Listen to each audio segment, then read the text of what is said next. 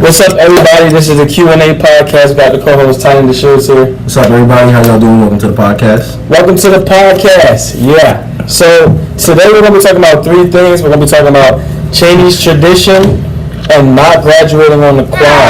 We're going to be talking about entertainment, and we're going to be talking about some political issues going on around the world. Right, let's get into it. Basically, we're going to be talking about racism. A lot of racism for the political issue, you know what I'm saying? So, for Cheyney, graduating seniors are not graduating on the quad, which has been a tradition since the beginning of Cheyney. So, today we got 4 people to interview, and we're going to ask them their thoughts on the quad and the tradition of, and their thoughts on why this is an important issue going on at Cheyney. So the first one we're going to interview is Joseph. We got Joseph here. He is a junior, forgot your major. Hotel, restaurant, tourism management, one of the most successful majors on Cheyney's campus. Yes, that actually is true. They bring a lot to Cheyney. I'm glad we have them here because they got a lot of events. They actually just got this Wednesday night ring night, which is really helpful for Cheyney. So, Joseph, what do you think about seniors not graduating on the quad this year since it's Cheyney's tradition? I don't think it's fair at all.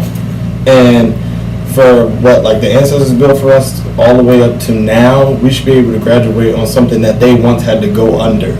As it being a part of the underground tunnel is not fair to the current students and everything else. I experienced my freshman year performing on the quad, so I believe these seniors, and technically I could be one if I was on the right time, but I ain't gonna talk about that. But they should be able to graduate on the quad, and if not, they should peacefully protest and stick it to the man. I don't really mean to butt in like that, but why can't seniors graduate on the quad? Is there not enough money? Oh no, they don't want to buy a tent. They don't want to buy a tent? The last tent that they bought. Mind you, we have a lot of connections to other people that might own a tent company that might give us a tent for free. So you mean to tell me a tent is the only thing holding, I guess, like, people back from graduating, like, on the quad? Well, yeah. Oh, so we got another person here. We got Khalil. Who's a senior. He's actually graduating on the quad. Cheyney senior, major in psychology. Great for the psychology majors. Best major out there. So, how do you feel about not graduating on the quad? Because I know me, being a senior, I'm pretty upset about it. So, how do you feel about that, Khalil? It's a lot of emotions, man.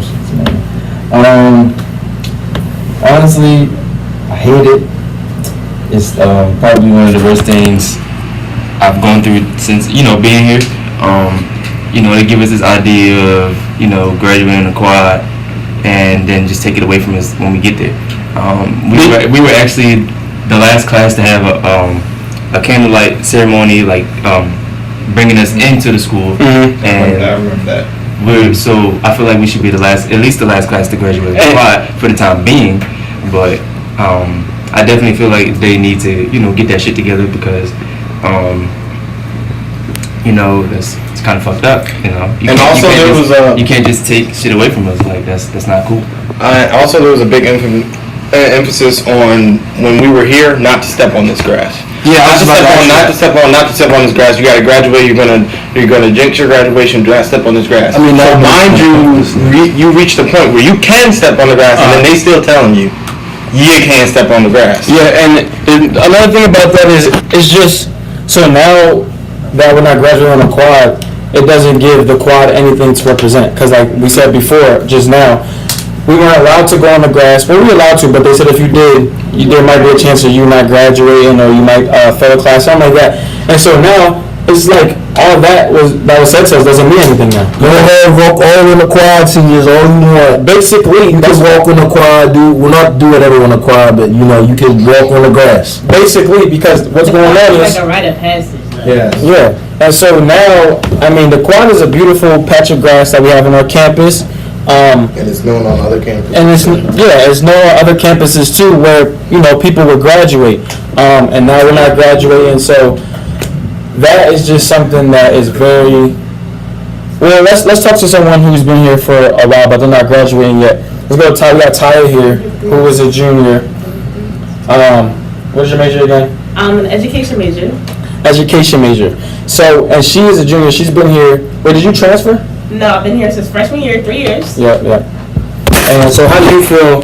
What happens if you might not graduate on the quad next year? If I don't graduate on the quad next year, I think it's pretty messed up, especially because I feel like it's just breaking every single tradition regarding HBCUs. HBCUs always have some kind of sacred ground that you can walk on or whatever whenever you graduate. So I just feel like since the president doesn't really understand that fully, Give a rats. He doesn't give a rats. He didn't even go to HBCU. yeah, so he doesn't really know what it means to do something like walk on the quad. So he probably thinks it's silly, but I think that we should have the right to walk on the quad. And the tents that we have, we should have been on the tent. Yeah, we're renting it. Yeah, while we renting things, we need to own things. We need to be. We should have bought a tent so we don't have to rent it every single year. Also, I wanted to intervene here. He should understand because himself as an older black man, Cheyney paved the way for a lot of African American students to go to other colleges because this was the first college to be established before slavery, and it opened the world. 1897. Yep, opened the world to accepting and seeing how black people succeed throughout their education and what they can do and what they can become. So technically, Cheyney made him who he is, so therefore he should respect our wishes and let them graduate on that. That's definitely agreeable. Definitely agreeable. So now we're gonna interview someone. Yemisi, she's a sophomore here at Cheyney.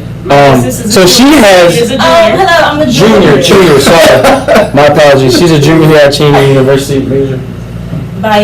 Bio major here. So just like Tyler said earlier, you guys are both juniors. How does that make you feel? Possibly not graduating on the quad next year.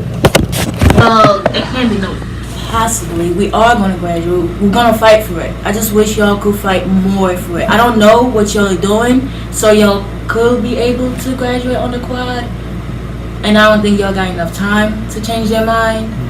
So, Yeah, and the thing with that is, we actually tried to talk to the president multiple times on multiple occasions about where we could have graduation or that we didn't even need a tent, all this, that, and the third, and then they didn't even send us an email out about where it was going to be until about 3 weeks ago. So that's not, I don't think that was really professional at all. But, for example, we tried to get him to have graduation on the football field, so it's still outside. It's not the quad, but it's still outside. He said no to that. And all Why did you say no to that? Like, why can't, seniors have graduation on the football field? He said that graduating on the football field, you would still need a tent. And I was saying to him, and multiple people, not just me, I don't want to speak for the whole school when I say this. A lot of people around the school were saying we didn't even need a tent. He's saying it's tradition to have a tent, that's why he wants one. But it's also a tradition to have graduation on the quad, and that's not happening. So hopefully we can get some understanding about what's going on, because football field would have been perfect. Everybody would have been able to see graduation, mothers, parents. Oh, that's another thing. tickets. How many tickets are we getting? Let's ask Khalil, who's a senior graduate. How many tickets are we getting? That's definitely an issue. We're getting 3 tickets. So 3 tickets. So as someone who raised and saw a child grow up, they might not be able to go just because there's 3 tickets. You might have to sit in the gym and watch from a projection screen. Me, I don't know about anyone else. That's gonna mess me up because I would want everyone in there. Tynan, how would you feel about graduating? Now 3 people can come to your graduation. Know how big families are. Yeah, well, I'm a transfer. This is only my second semester here. I know compared to my last school, you could get however many tickets you needed. Here, it's I guess it's a bit different. Me personally, I would be upset if I could only give out 3 tickets. Because especially me being the only child, I want my whole family to come. I want aunts, uncles, my mother. So I mean, it's something that this is actually the first year that they're doing this. By the way, they haven't been doing this every year. This is the first year because we're having it in the auditorium, so it's it's a smaller space, so it's limited spacing. Yeah, I definitely understand that, but I just feel like, certain times like this, especially for graduation, I feel like Cheyney could do, at the most, a more decent job of, kind of accommodating the students, and especially seniors, because this is their last year here. You want everybody there. Yeah. So, And Oh, sorry. And also, if the seniors let them get away with this, they're going to continue doing stuff, and they're just going to keep stomping on the next people to come, and that's not fair because people pay their money. People have tradition throughout family. Some people are first year kid graduates. Some kids are doing it out on their own. No parents, no family. Some people made it here. So when they're looking at this grass, and they're thinking, like, I'm going to graduate here, this is tradition, wow, Cheyney made me who I am and brought me through a lot of things, I want to do this.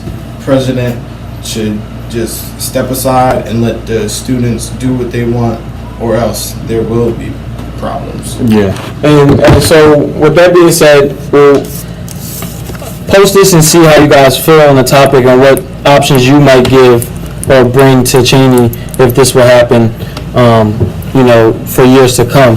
So we're going to take a little break and we'll come back and touch on another subject that's going around. Something recent too. A lot of Marvel fans are going to like this one. So be right back. Hey, welcome back to the Q&A podcast with the calls here, tying the shields. what's up, y'all? How y'all doing? Yep. So now we're talking about, some recent stuff going on around, in the box office. Endgame just came out. For those who didn't see it, we're not going to spoil anything. We're not going to talk about it, but we're going to talk about everything that led up to it.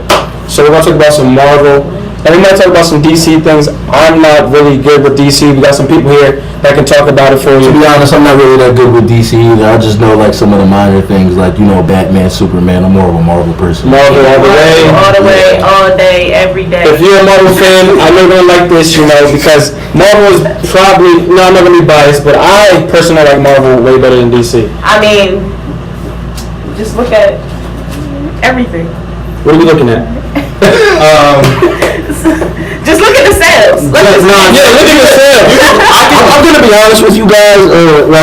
Pretty much the last Justice League movie, I wasn't really too fond of it. But I'm gonna get into my man's major over here. The psychological reason behind Marvel is more surreal. It's more relatable. They have a relatable topic. And they update as the time goes on. Yes, they have relatable topics such as, I'm just jump into the X-Men.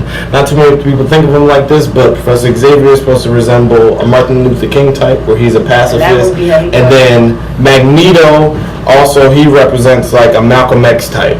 So it's whether you're going to handle things with force or without force, but you're going to get things done. So a fact like that, that's one of the biggest points between that movie. That's why we're getting things done with Marvel. See, now, I like Marvel personally because, like he said, you can relate to it. We know the whole story on, Tony Stark. We know the whole story on, Thor. Captain America is, America's ass, okay? We like Captain America. Everyone likes Captain America. What else you know about Paul? Okay, not everyone likes Captain America. Sorry about that. That was biased. But who else do we know about in Marvel that we can relate to, and we just know his whole story? Spider-Man. Every kid in every single Marvel series, they explain how they got their powers, where it came from, how they grew up with it, and Marvel. The thing about Marvel is it leads up to the next movie every single time. Yeah. So if you leave Marvel after the movie, you're not a Marvel fan, because after every Marvel movie, It's how many there's about 2,000-3,000 end credit scenes. So Marvel fans, I know you guys are really on this one when you can say Marvel explains the whole story. And I talk about DC, Aquaman.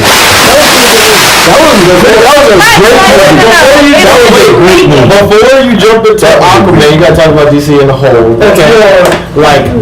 I watched a video on it. It was talking about how it's more like God-like presence, because they have a lot of God-type people that are just Aquaman, he's a controller of the sea. Superman, the man of the sun. It's just so obscene. Shazam! I didn't see Shazam. I'm not gonna ruin it for anybody, but that's more of a nitty gritty. Like a kid that really went through some struggles. I recommend that movie for a kid that really, like a young boy or a young girl that's really going through something, to really go and watch that movie, because it's not your typical superhero movie. It's not Aquaman, where he's all that. And don't let me talk about, hold on, poor ass Superman. I don't like him. Why is he wearing underwear on the outside? But you know what else though? See, okay, I forgot what I was about to say right there.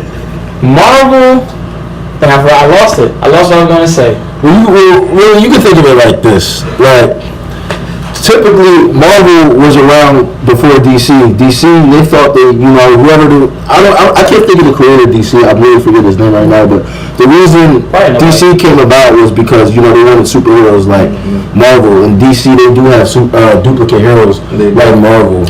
Marvel copies DC. They talking about like Captain Marvel. Captain Marvel is from Marvel, but there was something with the rights going back and forth where Shazam's name is literally Captain Marvel. So there's two. I forgot about that. One is pronounced Captain Marvel. Another one is Captain Marvel. But also, I'm right in the room with this topic. Marvel, I have to say, focuses a lot on black topics. Static Shock. Jon Stewart, the Black Green Lantern. I think Static Shock, is it Static Shock DC? Green Lantern DC too. I meant to say DC. But no, Marvel does. Marvel gets into it. Black Panther, Luke Cage. You think about that, that might give you a father figure you can look up to. Maybe somebody you want to be like. That gives a realistic view for kids are watching something. They'll be like, I want to be like that. Because what do I look like if I say I want to be Professor X, a small white man in a wheelchair? That ain't right for me. I'd rather be Luke Cage or Black Panther, or maybe the infamous Killmonger. Okay. See, I'm not. People who are DC fans who listen to this, please enlighten me. I'm not really too fond on DC, but Marvel is just. I think more people are just watching Marvel too. Marvel has come out with a whole bunch of movies in the last 8 to 11 years of just straight Marvel movies. But there's only been, how many DC movies has it been? DC doesn't really. I'm saying I watch DC shows and movies. They have really good TV shows. They got really good movies. They got Smallville, The Flash, Arrow. Those are popular things. Right. And they also dominate in the animated movies and television shows. Well, actually, DC's been having, I think, movies longer than Marvel. I remember, like, you know, being younger watching Batman. The original Batman movies. Well, DC kicked off, you know, their movies with Batman. You know, and I heard they're making a new, like, Batman movie. Like, you know, this is the thing with DC. They keep going through actors. They didn't have like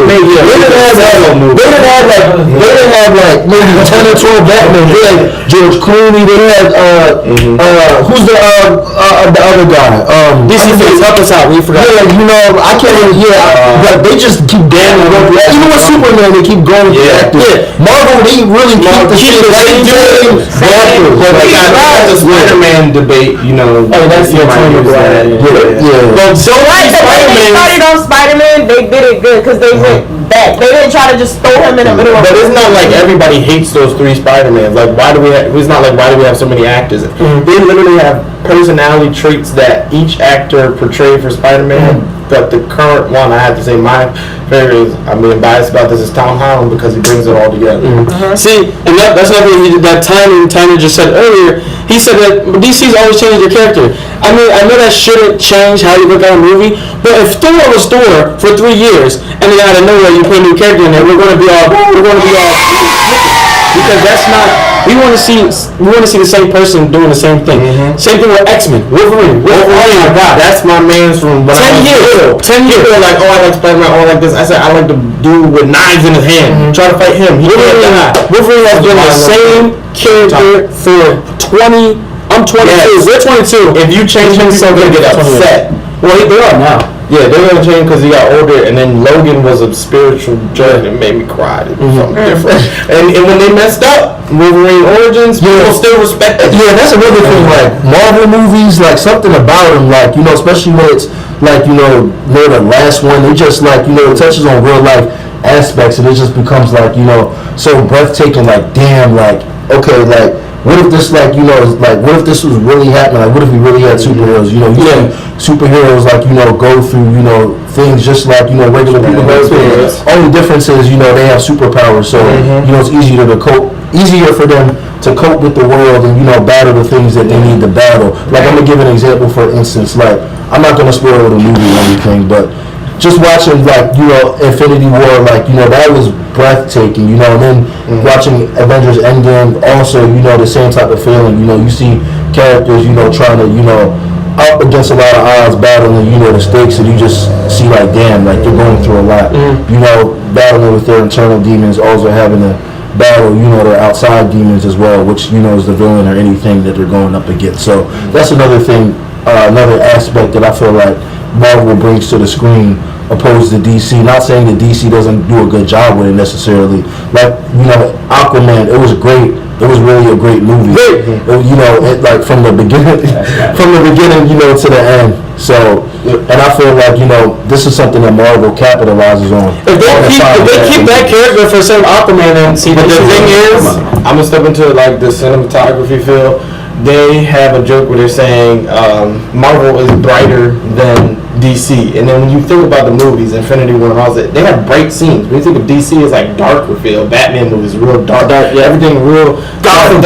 People are bringing their babies into Infinity War and Endgame and Spider-Man and all that stuff. Aquaman was kind of like a brighter movie, and I respected that, but it still had silly things going on, like characters that look like fight scenes were different. And so also in Marvel, another reason why those sales go up is because since they're the same characters, that builds fan base. Yeah. So when you're building fan base and you see, you're following so long. So when you see them, and like Ty said earlier, it becomes realistic. You see them in real life, and you really think that person is Thor or Captain America. So you're just like, wow, he's been like that for 3 years. That's why Marvel is so good with that, because they know how to place people and keep the same storyline. It's been 11 years, and it all added up to Endgame. We're not going to spoil it. But if you didn't see Endgame, please watch it. Exactly, because this is about to be a new era. They're about to take a break in 2020, and they're about to go in and have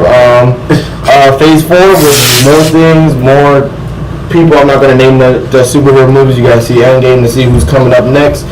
And I don't care if you spoil Shazam. I don't care if you spoil Shazam, yeah, that's fine. Shazam, no. There's nothing to spoil. He is a great superhero. I'm just gonna say that he has. I'm not gonna spoil it like that, but he has so much power that his power it like really enlightened me. First, they had the villains. The villains were the 7 sins. What kind of like villain is that to put in a movie? I was like, wow, this is different from a DC movie. 7 Shazam. Yeah, it was just like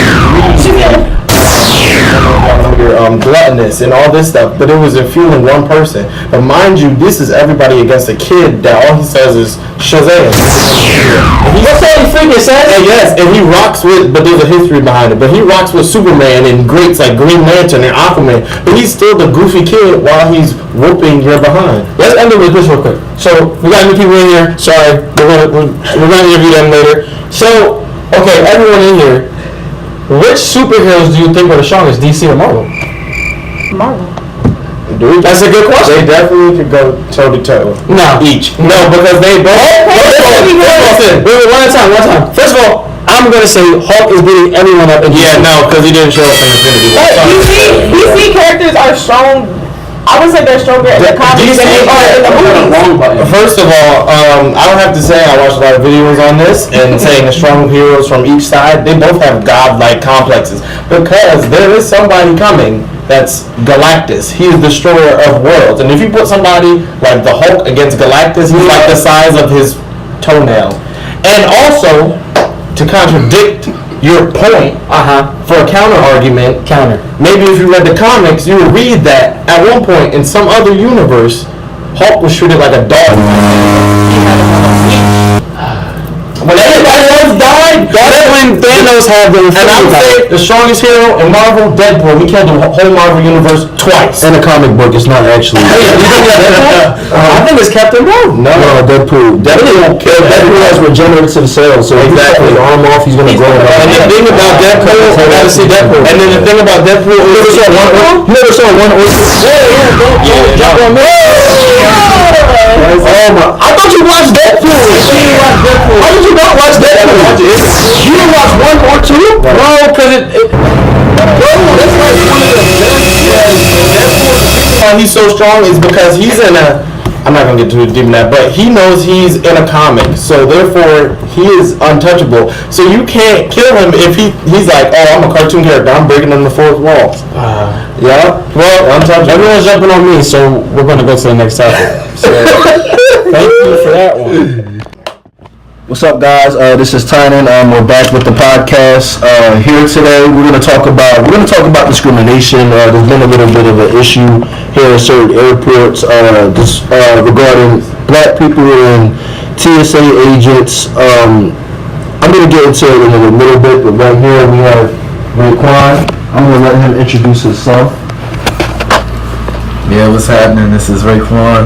I'm the new Mr. Blue and White, Cheyney University, Collegiate 100 President, Brotherhood President. Shout out to SGA Residential Council. I'm all the way on the 3rd floor as well. Yeah, I guess that's just about it. Oh yeah, I forgot. Executive Committee, Cheyney Chapter. Okay, position. Isn't Cheyney the first HBCU or something? Yeah. 1837. I'm pretty sure we knew that, but Yeah, I just want to put that in there. Talking about, racism in effect. And then we have with you today. We got my wife, Deborah Hammond. You know, shout out to the Army, military lifestyle. I think she made that face like she wanted to introduce herself. You did a great job. So what's going on, Tynan, with the airports and racism? Okay, I have a little notepad here. So this is kind of a lot to digest. So basically, body scanners at certain airports have been having trouble reading black people. The scanners are supposed to detect any sort of hidden objects within somebody, whether it's in their hair or any type of anywhere on their body. TSA agents have claimed that the reason for this is because certain hairstyles such as locks, braids, and buns aren't readable. And who has those? And aren't readable to the body scanners. So if the scanner can't read you, you're gonna be asked to step aside. Again, that's gonna result to you being physically searched. This is more so of a frequent issue with African American women opposed to men of color, because obviously women of color will have unique hairstyles. A lady by the name of Dorian, I'm trying to pronounce her last name, like Dorian Wanzer. She's from DC. She's a frequent traveler, and every time before she boards the airplane, she goes to the scanner and she's asked to step aside. Like, mind you, she probably in the airport about every 2 days, every day, and every day she's asked to step aside just to be searched. She feels like this is more of a discrimination type thing at this point. She feels like obviously, the government and the TSA agents, they're not being slick, she feels like they know what they're doing. So first off, I just want to say that, this, I've heard of this before. This really isn't, really a new issue.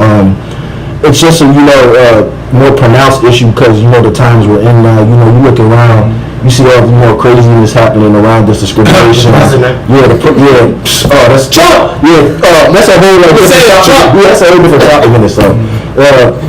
So it's really crazy. I'm gonna ask Raekwon what he thinks about this first.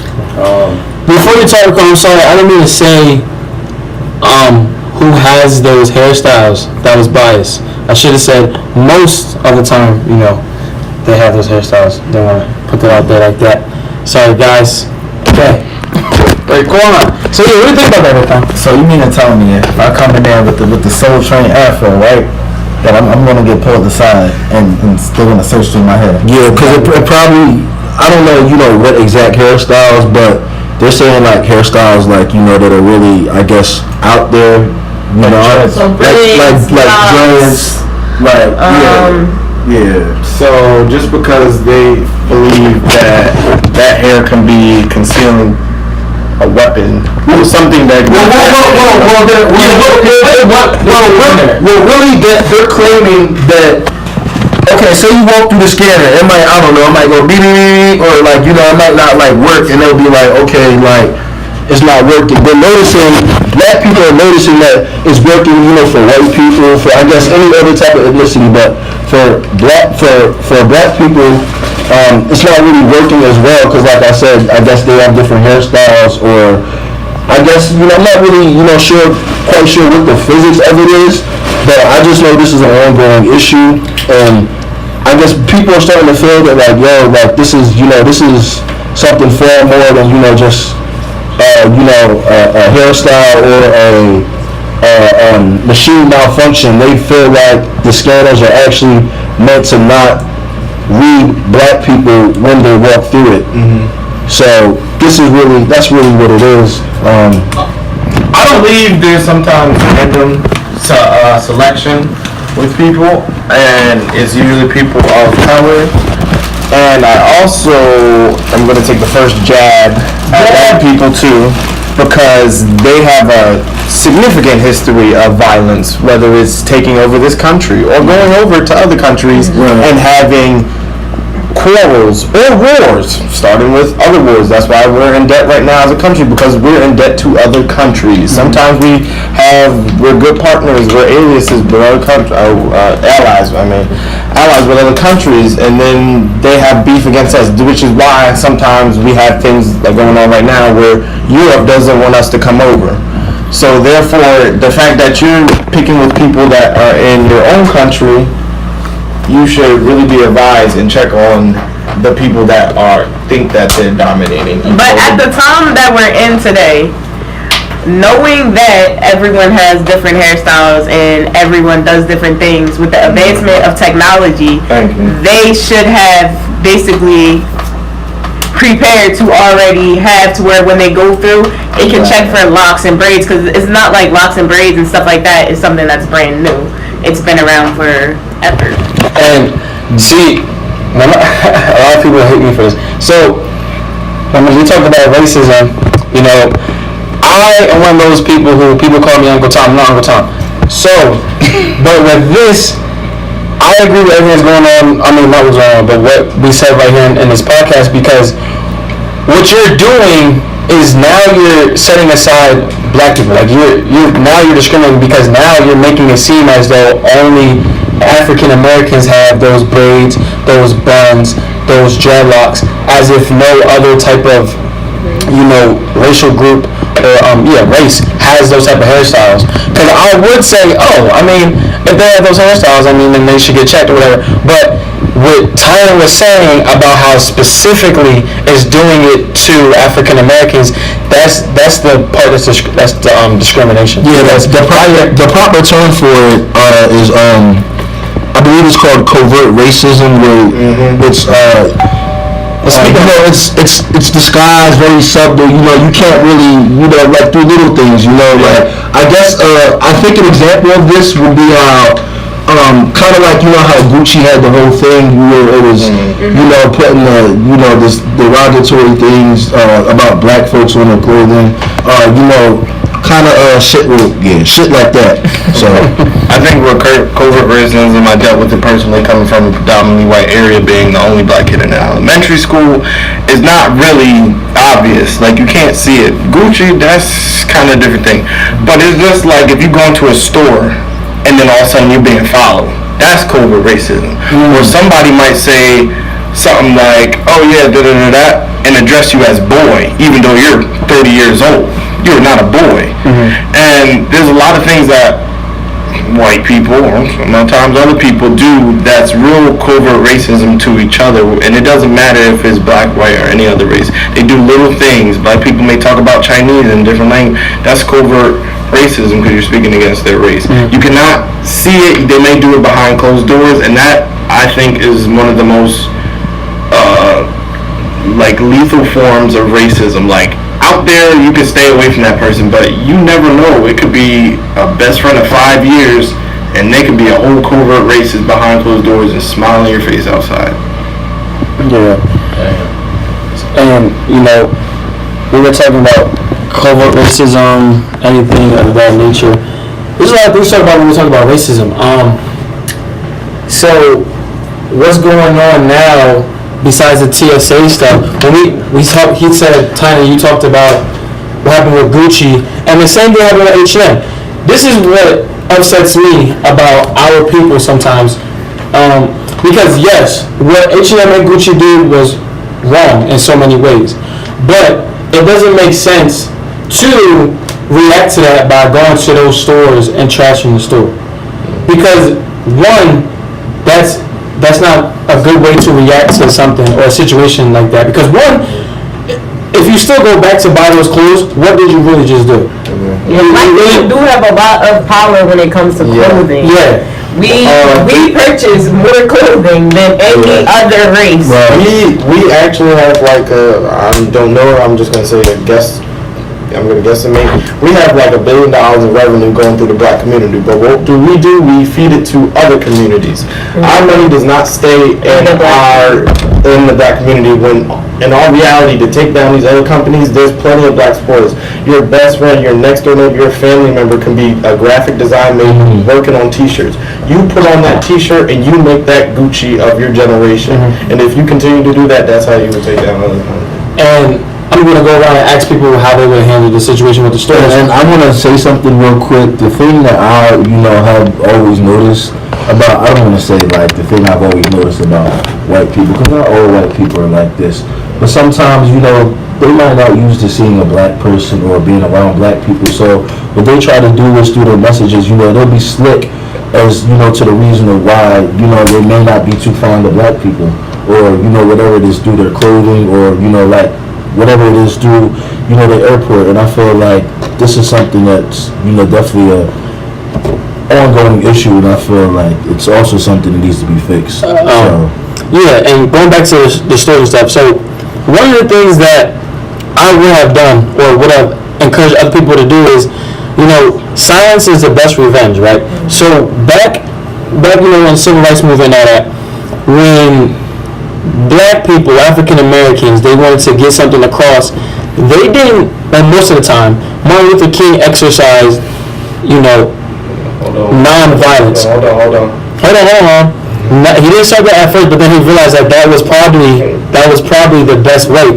Because, for example, before even Rosa Parks did that, we should all know by now that she wasn't the first person to do that. Second of all, we should all know that what happened was black people stopped using the bus.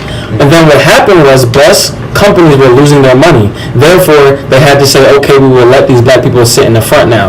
And that's why it has changed. So with this H&M and this Gucci, I don't think that destroying the store would have done nothing. We should have never went to the store and buy their clothing. Then they would have said, okay, well, we're not making as much money now because these people aren't buying the clothes. Now, that's just me. We're going to go around and ask other people what they think should have happened with these situations. We'll start off with Joseph. I have to believe that it's a big thing. I wanted to talk on the subject with Q said with slavery. A lot of black people start off African American history with slavery, but even though we have come from a long way from being pharaohs and other things, yes, I claimed it, pharaohs, we were the first people on earth, Lucy. We have had our own clothing, we have had our own gold, our own land, our own money, everything.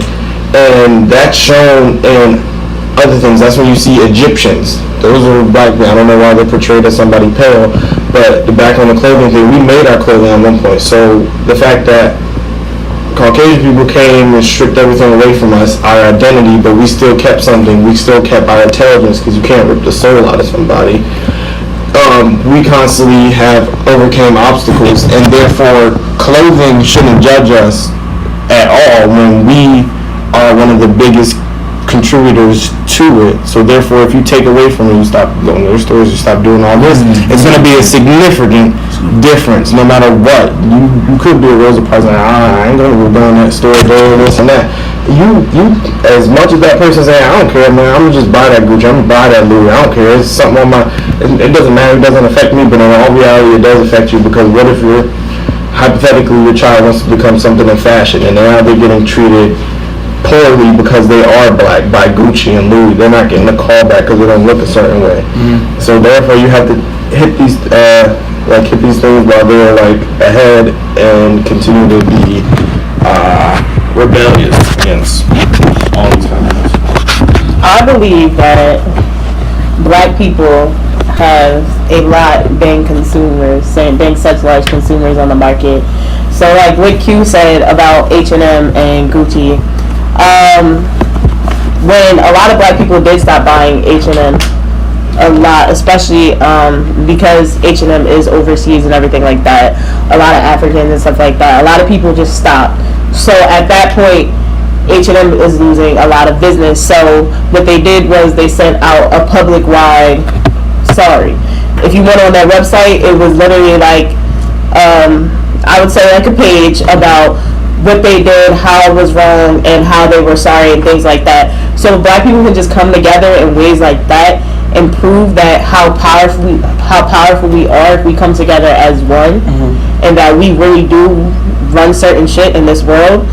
Then I feel like we can get a lot more across. Yeah.